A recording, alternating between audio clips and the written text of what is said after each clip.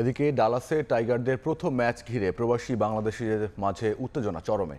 যুক্তরাষ্ট্রের দূর থেকে গ্র্যান্ড প্রেরি স্টেডিয়ামে জড়ো হয়েছেন লাল সবুজ সমর্থকরা। ম্যাচ ভেন্যু পরিণত হয়েছে এক টুকরো বাংলাদেশে।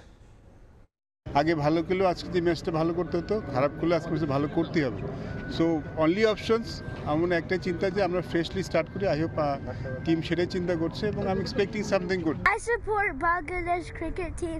পারফরমেন্স যাই হোক, নিজের আইডেন্টিটি তো অস্বীকার করা যাবে না। আমরা বাঙালি, বাংলাদেশ দলকে সাপোর্ট করতে আসছি। হারলেও বাংলাদেশ, জিতলেও বাংলাদেশ। সবাই টিকিট খুঁজতেছিলাম, পাচ্ছিলাম না। লাস্ট মোমেন্টে we got 2 ticket only.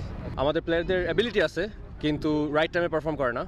So আজকে যদি পারফর্ম করে, দ্যাটস অল উই নিড। পুরো টুর্নামেন্ট আমরা কিভাবে করে এন্ড করব আজকে এই ম্যাচের উপরেই ডিপেন্ড করবে। Team is ready, their confidence is high, they're motivated, we should win ইনশাআল্লাহ। We have 100% faith they will give us a good result. এখানে যতজন বাংলাদেশে এসেছেন সবাই আশা করছেন ইনশাআল্লাহ আজকে বাংলাদেশ জয় নিয়ে বের হবে ইনশাআল্লাহ। এই মুহূর্তে যুক্তরাষ্ট্রের ডালাসে আছেন রিপোর্টার সাজিদ মুস্তাহিদ। সরাসরি যুক্ত হচ্ছে তার কাছে। যেটা সবাই প্রত্যাশা করছিল যে বাংলাদেশের এই ম্যাচে টসটা জিতে, টসটা খুবই ভাইটাল একটা বিষয় ছিল এবং শেষ পর্যন্ত বাংলাদেশ কিন্তু টস জিতেছে। গ্র্যান্ড প্রেরিতে কিছুক্ষণ পর বাংলাদেশ শ্রীলঙ্কা মুখোমুখি হবে এবং টস জিতে বাংলাদেশ প্রত্যাশিতভাবে ফিল্ডিংয়ের সিদ্ধান্ত নিয়েছে। আমরা দেখছি এখনও দর্শকরা প্রচুর পরিমাণে বাংলাদেশি প্রবাসী দর্শকরা অনেকে বাংলাদেশ থেকে এসেছেন, তারা মাঠে যাচ্ছেন খেলা দেখার জন্য। আমার সঙ্গে আছেন সহকর্মী লস্করের মামুন। কেমন দেখছেন দর্শকদের উৎসাহ? আসলে বিপুল উৎসাহ উদ্দীপনা আমরা লক্ষ্য করলাম যে প্রচুর বাংলাদেশিরা প্রবেশ করেছে খেলা দেখার জন্য। আমরা ইতিমধ্যে জেনেছি যে আপনি বললেন বাংলাদেশ টস জয়লাভ করেছে, তো আমি মনে করি একটি শুভ লক্ষণ এবং এই শুভ লক্ষণকে কাজে লাগলে বাংলাদেশও ম্যাচ জয় করবে এবং জয় করে দ্বিতীয় পর্বে খেলবে। অনেক বাংলাদেশি দেখেছি, পাশাপাশি শ্রীলঙ্কার দর্শকরাও এসছেন, তবে সেটি হয়তো বা তুলনামূলকভাবে বাংলাদেশের প্রতিযোগিতা কম হতে পারে। আমরা একটু পরেই মাঠে যাবো এবং সেখানে আমরা খেলা দেখবো। আমরা আশা করি বাংলাদেশ জয়লাভ করব। আরেকটা বিষয় আসলে আমরা বলতে চাই যে বাংলাদেশ কিন্তু জানে যে এই ম্যাচটা ফার্স্ট ম্যাচ, বাংলাদেশ কিন্তু একটা ফ্রেশ স্টার্ট করতে যাচ্ছে।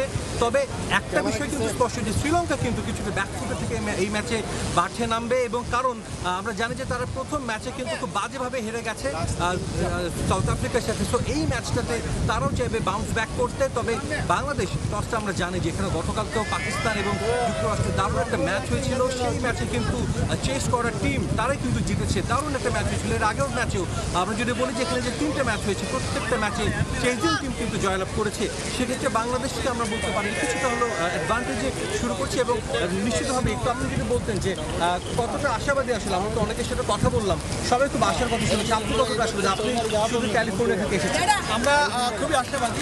আপনি যেমনটি বললেন যে আমরা আশাবাদী এবং আমরা আশা করবো বাংলাদেশ জয়লাভ করবে। যেমনটি আপনি বলছিলেন যে এই যে ক্রিকেট পিচ, এই পিচ অনেকটাই লো স্কোরিং বলা হয় এবং অনেকটা বোলিং ফেভারিট বলা হচ্ছে এর আগের যে ম্যাচগুলো। সেদিক থেকে বাংলাদেশ যে প্রথম বোলিংয়ের সিদ্ধান্ত নিচ্ছে সেটি মনে হয় আমাদের দৃষ্টিতে খুবই একটি সঠিক সিদ্ধান্ত। আপনি যেমনটি আগে বলছিলেন যে একটি শুভ লক্ষণ এবং এই বোলিং করে বাংলাদেশ এবং বাংলাদেশ ক্রিকেট বাংলাদেশ শ্রীলঙ্কাকে কিছুটা যদি আর্লি ব্যাক শুরু দিতে পারে সেটি বড় প্রাপ্তি। এক্স্যাক্টলি, আসলে যে কোনো ম্যাচের কিন্তু আর্লি ব্রেক থ্রু খুব ইম্পর্টেন্ট একটা জিনিস এবং সেটাই নিশ্চিতভাবে বাংলাদেশ দল আজকে করতে চাইবে। জানেন যে বাংলাদেশ আজকে যে উইকেটটা খেলা হবে 4 নম্বর উইকেটে এবং সেই উইকেটে কিন্তু একটু বল ক্যারি করে বাউন্স করে ডেফিনেটলি পেসাররা কিছুটা হলেও কিন্তু অ্যাডভান্টেজ পাবে। আমরা আসলে প্রত্যাশা করছি যে প্রচুর পরিমাণে বাংলাদেশের এখনও আসা শ্রীলঙ্কানদের সংখ্যাটাও উল্লেখযোগ্য। মাত্র 7,200 দর্শক ধারণ ক্ষমতা সম্পন্ন স্টেডিয়াম। এই মাঠে কিন্তু আসলে তবে আধিক্য কিন্তু আমরা দেখছি বাংলাদেশের সমর্থকদের। কিছু আইকনিক ফ্যানও কিন্তু এসেছেন। যদি বলি শ্রীলঙ্কান আইকনিক ফ্যান, তাকে সবাই চেনে। সবাই তাকে চেনে। What do you expect from today's match? Yeah, I think for both teams important match in this group. I think Sri Lanka beat Bangladesh last T20 series in Bangladesh. I have a chance for Sri Lanka misunderstand in the last match in South Africa. I think Sri Lanka big chance this match. Thank you so much. বাংলাদেশে কিন্তু অনেক সমর্থক আসছেন এখনো এবং আমরা দেখছি যে আসলে সবাই বেশ দল নিয়ে আশাবাদী, কারণ সবাই বলছেন যে বাংলাদেশ ইন্ডিয়ার কাছে হেরেছিল, এর আগে ইউএসএর কাছে হেরেছিল। ইউএসএর ভালো টিম সেটা কিন্তু প্রমাণ হচ্ছে গত রাতেই। আমরা দেখেছি এখানে দারুণ একটা ম্যাচ কিন্তু খেলেছে। কি মনে হচ্ছে আসলে বাংলাদেশের এই যে সমর্থকরা আসছে, অনেকেই অনেক আশা নিয়ে এসছে। আপনি অনেকের সাথে কথা বললেন, যুক্তরাষ্ট্রের আরেক প্রান্ত থেকে এসেছে প্রায় ঘন্টার পর ঘন্টা ট্রাভেল করে। তারা কি শেষ পর্যন্ত হাসি মুখে ফিরতে পারবে? আমরা কিন্তু এতক্ষণ এই মেইন যে গেট যেখান থেকে বাংলাদেশিরা ঢুকছে সেটা কিন্তু আমরা ছিলাম এবং সেখানে লক্ষ্য করেছি বাংলাদেশিদের মাঝে একটা ব্যাপক উদ্যোগ এবং এই ব্যাপক মনে হচ্ছে যে বাংলাদেশের তারা বিজয়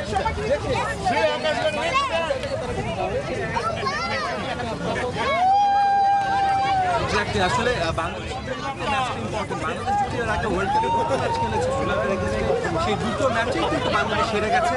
তবে যদি বলি যে বাংলাদেশের যে কোনো ম্যাচ মানেই কিন্তু সেটা বেশ একটা সমর্থকদের মাঝেই যতটা আসলে মাঠে কিন্তু দুই দল সেরাটা দিয়েছে। সবশেষ ওয়ার্ল্ড কাপে যদি বলি গত বছর দিল্লি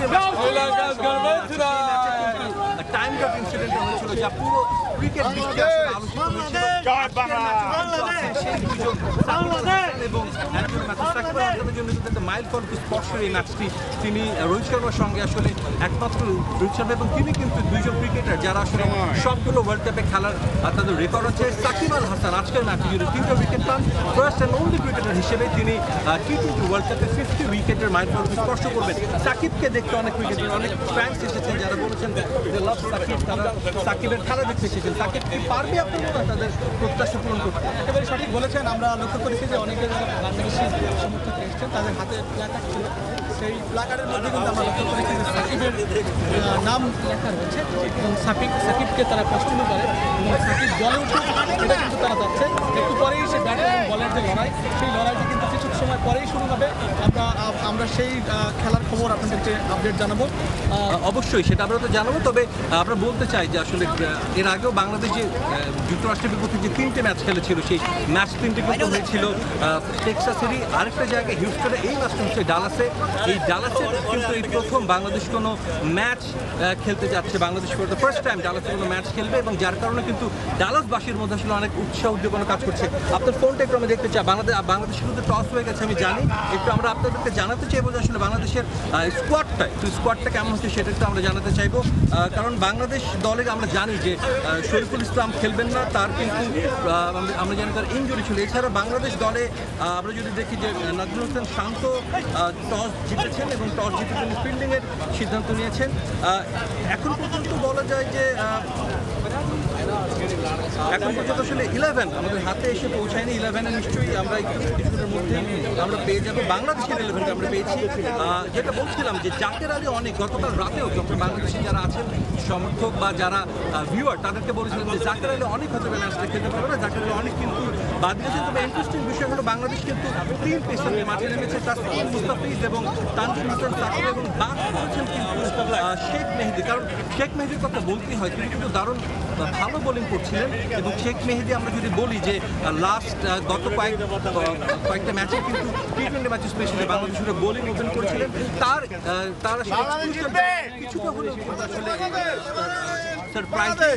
তবে যিনি তিনি ব্যর্থ হয়েছেন, ভালো কিছু এনে দিতে পারেননি, সে লিটন দাস তিনি আসলে সৌম্য সরকার, লিটন দাস, নাজমুল শান্ত, সাকিব মাহমুদুল্লাহ বিশেষ এবং 3 পেসার বাংলাদেশের। এটাই আসলে বাংলাদেশের একাদশ। কিছুটা হলেও সারপ্রাইজিং কিনা শেখ মেহেদী নেই। আপনি ঠিকই বলেছেন, আসলে একটু সারপ্রাইজিং বটে। তবে আমরা আশা করবো তার পরিবর্তে প্রথমবারের মতো তাসকিন মাঠে নেমেছেন, অনেকটাই ইনজুরি থেকে ফিরে। এটি একটি বড় বিষয় এবং আমরা আশা করবো এই পেসারের খুবই দরকার ছিল এবং আজকের এই অভিষেক ম্যাচে অর্থাৎ বিশ্বকাপের প্রথম ম্যাচে বাংলাদেশ ভালো কিছু করবে, সবার প্রত্যাশা সেটা, আমাদেরও প্রত্যাশা সেটা।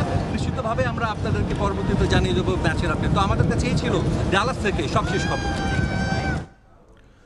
এতক্ষণ যুক্ত ছিলাম যুক্তরাষ্ট্রের ডালাসে।